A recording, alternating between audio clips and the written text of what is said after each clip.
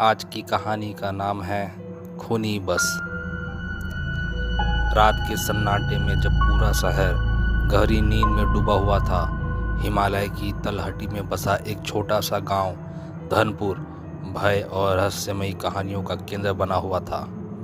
यहाँ की सबसे डरावनी कहानी थी खूनी बस की। यह बस जो सालों पहले एक खतरनाक हादसे का शिकार हुई थी, अब हर अमावस्या की रात प्रकट होती थी। गांव वालों का कहना था कि इस बस में जो भी चढ़ता है वह कभी वापस नहीं लौटता। आकाश, एक जिज्ञासु और साहसी पत्रकार, ने इस कहानी के बारे में पहली बार सुना तो वह इसे एक अंधविश्वास मानकर हंसी में टाल गया। लेकिन जैसे जैसे उसने इस विषय पर गहराई से रिसर्च शुरू की, उसे कई चौंकाने वाली बातें पता चली। गांव के बुजुर्गों ने बताया कि यह घटना आज से 20 साल पहले हुई थी। उस समय गांव के आसपास के इलाकों में सिर्फ एक ही बस चलती थी, जो सुबह लोगों को पास के शहर तक छोड़ती और रात को उन्हें वापस गांव लाती। बस का ड्राइवर रघु अपने काम के लिए जाना जाता था, लेकिन एक अमावस्या की रात बस अपने गंतव्य पर नहीं पहुंची। अगले दिन बस एक खाई में पड़ी मिली। अंदर मौजूद सभी 40 यात्रियों के सब इतनी बुरी हालत में थे कि पहचानना मुश्किल था। गांव के कुछ लोगों का कहना था कि बस में एक रहस्यमयी महिला सवार हुई थी। उसने काले कपड़े पहने रखे थे और उसकी आंखें ऐसी थी जैसे वे सीधे आत्मा को भेद सकती हो। उसके बस में चढ़ते ही अजीब अजीब चीज़ें होने लगी। बस के अंदर से चीखों की आवाज़ें आने लगी और तभी बस खाई में गिर गई। आकाश ने तय कर लिया कि वह इस कहानी की सच्चाई पता लगाएगा। उसने अपने दो दोस्तों करण और नेहा को अपने साथ चलने के लिए मनाया। तीनों ने गांव पहुंचकर अमावस्या की रात का इंतजार किया। गांव वालों ने उन्हें चेतावनी दी, उस बस के पास मत जाना, ये मौत का बुलावा देने जैसा है। लेकिन आकाश की जिद के आगे कोई भी उसे रोक नहीं पाया। उस रात आसमान काले बादलों से घिरा हुआ था। गांव के लोग अपने अपने घरों में ताले लगाकर छिपे हुए थे। आकाश, करण और नेहा गांव से कुछ दूर पर उस जगह पहुंचे जहां से बस को देखा जाता था। रात के ठीक 12 बजे अचानक एक तेज हवा चली और कोहरे में से एक पुरानी बस दिखाई दी। उसकी हेडलाइट्स जल रही थी, लेकिन उनसे ऐसी अजीब रोशनी निकल रही थी जैसे आंखों को चुभ जाए। बस के ऊपर लिखा था धनपुर एक्सप्रेस, लेकिन उसके अक्षर खून से सने हुए लग रहे थे। आकाश ने कैमरा निकाला और रिकॉर्डिंग शुरू कर दी। करण और नेहा डर के मारे पीछे हटने लगे, लेकिन आकाश ने कहा, हमें सच्चाई का पता लगाना है। अगर हम डर गए तो कभी सच सामने नहीं आएगा। आकाश ने बस की ओर कदम बढ़ाया। दरवाज़ा अपने आप खुल गया।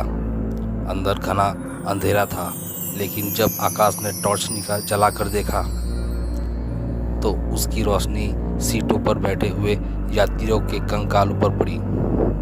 सीटों पर खून के धब्बे और टूटी फूटी खिड़कियां इस बात का सबूत थी कि यहाँ कुछ बेहद भयानक हुआ था।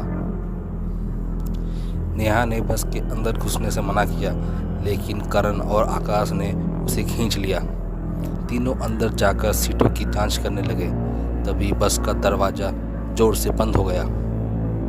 बस ने अचानक चलना शुरू कर दिया। यह क्या हो रहा है? नेहा चीखते हुए बोली। करण खिड़कियों को खोलने की कोशिश करने लगा, लेकिन वे जाम थी। बस धीरे धीरे गति पकड़ने लगी। तभी ड्राइवर की सीट पर एक परछाई प्रकट हुई। यह रघु था, लेकिन उसका चेहरा विकृत हो चुका था। उसकी आंखें गहरे काले रंग की थी और उसके होठों से खून टपक रहा था। तुम लोगों ने यहाँ आने की गलती की है, उसने घातक आवाज़ में कहा। अब तुम भी उन लोगों की तरह मरोगे जो मेरी बस में मरे थे। आकाश ने साहस जुटाकर पूछा, तुमने ऐसा क्यों किया? उन निर्दोष लोगों की जान क्यों ली? रघु जोर से हंसा और बोला, मुझे किसी ने मजबूर किया। वो औरत, वो चुड़ैल जिसने मेरी आत्मा। बस ने एक खतरनाक मोड़ लिया और तेज गति से एक खाई की ओर बढ़ने लगी। नेहा रोते हुए बोली, हमें कुछ करना होगा। करण ने सीटों के नीचे कुछ तलाशने की कोशिश की और उसे एक पुरानी डायरी मिली। उसमें उस महिला की कहानी लिखी थी। डायरी के अनुसार वह महिला एक तांत्रिक थी जिसे गांव वालों ने उसकी काली शक्तियों के कारण मार डाला था। उसकी आत्मा बस में कैद हो गई थी और वह हर अमावस्या की रात अपनी शक्ति बढ़ाने के लिए लोगों की जान लेती थी। हमें उसकी आत्मा को मुक्त करना होगा, आकाश ने कहा। आकाश ने डायरी के लिखे मंत्र को पढ़ना शुरू कर लिया। तभी बस में काले धुएं के साथ उस महिला की आत्मा प्रकट हुई। उसकी लंबी सफ़ेद आंखें, उलझे बाल और खून से सना हुआ चेहरा किसी का भी खून जमा देने के लिए काफ़ी था। तुम मुझे रोक नहीं सकते, उसने जोर से चीखते हुए कहा। आकाश ने हिम्मत नहीं हारी और मंत्र पढ़ता रहा। करण और नेहा ने उसका साथ दिया। अचानक बस झटके के साथ रुक गई।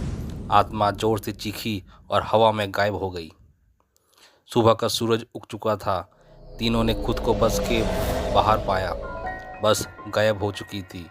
गांव के लोग वहां इकट्ठा हो गए और उन्हें जिंदा देखकर हैरान रह गए। आकाश ने डायरी और अपनी रिकॉर्डिंग गांव के मुखिया को दी।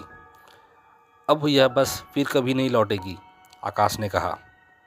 गांव वाले राहत की सांस ले रहे थे, लेकिन आकाश को पता था कि कुछ कहानियां कभी ख़त्म नहीं होती। तो दोस्तों, अगर आप किसी सुनसान सड़क पर एक पुरानी बस को देखें तो उससे दूर रहना। हो सकता है वह खूनी बस हो। धन्यवाद।